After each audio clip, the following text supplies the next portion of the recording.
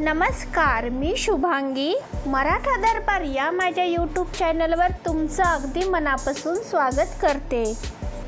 शेवग्याच्या शेंगाचे आपल्या आरोग्यासाठी अनेक फायदे आहेत. खरं तर आरोग्यासाठी शेवगा म्हणजे वरदानच आहे. याच शेवग्याच्या शेंगाचं साधं सोपं पण अतिशय चवदार मी तुम्हाला वरण दाखवणार आहे. त्यासाठी या ठिकाणी मी 8 ते 9 शेवग्याच्या शेंगा घेतलेल्या आहेत. सुरुवातीला काय करायचं, या शेंगाचा थोडासा पुढचा आणि मागचा भाग कट करून जेवढ्या अशा सहज निघतील तेवढ्याच याच्या साली काढून घ्यायच्या आणि 2-2 इंचावर याचे असे या पद्धतीने काप करून घ्यायचे. या शेंगाची वरची साल जास्त नाही काढायची, हाताने फक्त सहज निघल इतपतच याची साल काढून घ्यायची. हे बघा, तुम्ही बघू शकता एका शेंगाच्या याच पद्धतीने कट करून मी सर्व शेंगा कट करून घेतल्या. यानंतर या शेंगा एका पातेल्यामध्ये टाकून या शेंगा व्यवस्थित बुडतील इतपत यामध्ये पाणी टाकून घ्यायचं. त्यानंतर यामध्ये अर्धा चमचा मीठ टाकून घ्यायचं आणि या शेंगा 10 मिनिटासाठी गॅसवर उकडण्यासाठी ठेवून द्यायच्या. शेंगा उकडतात तोपर्यंत कुकरमध्ये वरण लावून घेऊया. त्यासाठी या ठिकाणी 1 वाटी म्हणजे जवळपास 100 ग्राम तुरीची डाळ घेतली आहे. ही डाळ स्वच्छ 2 ते 3 पाण्याने धुतल्यानंतर यामध्ये थोडासा हिंग टाकून घेतला आहे. डाळ शिजण्यासाठी यामध्ये जवळपास आपण 3 वाट्या पाणी यामध्ये टाकून घेणार आहोत. पाणी टाकल्यानंतर कुकरचं झाकण लावून याच्या गॅसवर 3 शिट्ट्या करून घ्यायच्या. हे बघा, हाताने दाबल्यानंतर व्यवस्थित दबतील इथपर्यंत या शेंगा शिजून घेतल्या आहेत.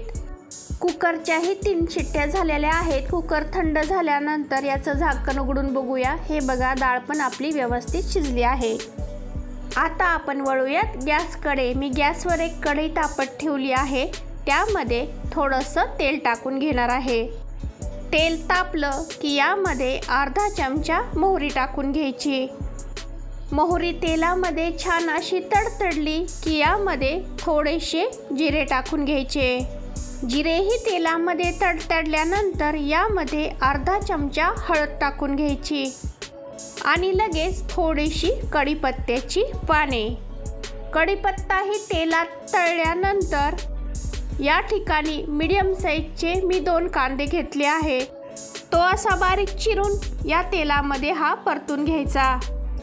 हा कांदा थोडासा तांबूस रंगावर तळत आला की यामध्ये लसूण आणि खोबऱ्याचं असं बारीक मिक्सरमध्ये वाटून करून घेतलं आहे. तेही कढईमध्ये टाकून या कांद्यासोबत परतून घ्यायचं. लसूण खोबऱ्याचं वाटण मिनिटभर परतल्यानंतर यामध्ये मी 3 चमचे कांदा लसूण मसाला घेतला आहे.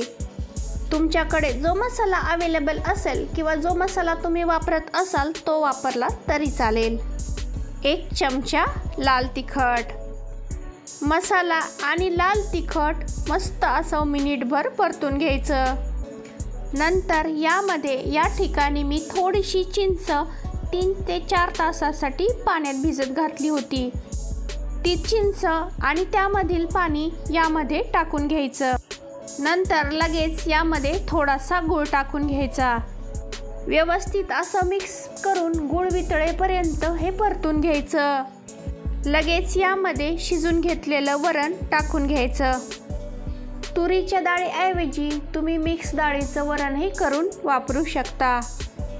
कढईमधील मसाल्यासोबत हे वरण व्यवस्थित मिक्स केल्यानंतर उकडून घेतलेल्या शेंगा आणि त्यासोबतचं जे पाणी होतं ते यामध्ये टाकून घ्यायचं. शेंगा उकडल्यानंतर शिल्लक राहिलेलं पाणीच यामध्ये वापरायचं, त्यामुळे खूप टेस्ट छान येते या वरणाला. शेंगा आणि वरण टाकल्यानंतर यामध्ये चवीनुसार मीठ टाकून मिक्स करून घ्यायचं. पाण्याची आवश्यकता वाटली तर पाणी हे गरम करूनच टाकायचं. मला यामध्ये पाण्याची आवश्यकता नाही वाटते. गॅसची फ्लेम मिडियम ठेवून चांगलं 7 ते 8 मिनिटासाठी हे शिजू द्यायचं. चांगली उकळी यायला लागल्यावर यामध्ये चिरून घेतलेली कोथिंबीर टाकून घ्यायची. हे बघा, मस्त असं शेवग्याचं आपलं वरण तयार झालंय. या पद्धतीने तुम्ही पण एकदा शेवग्याचं वरण नक्की करून पहा. झटपट तयार होतं आणि चवीलाही खूप छान लागतं. हे तुम्ही चपाती, भाकरी, भातासोबत खाऊ शकता. मस्त लागतं. तुम्हाला माझी आजची रेसिपी कशी वाटली हे कमेंटमध्ये नक्की सांगा. आवडली असेल तर व्हिडिओला लाईक करून जास्तीत जास्त शेअर करून चॅनलला सबस्क्राईब करायला मात्र विसरू नका.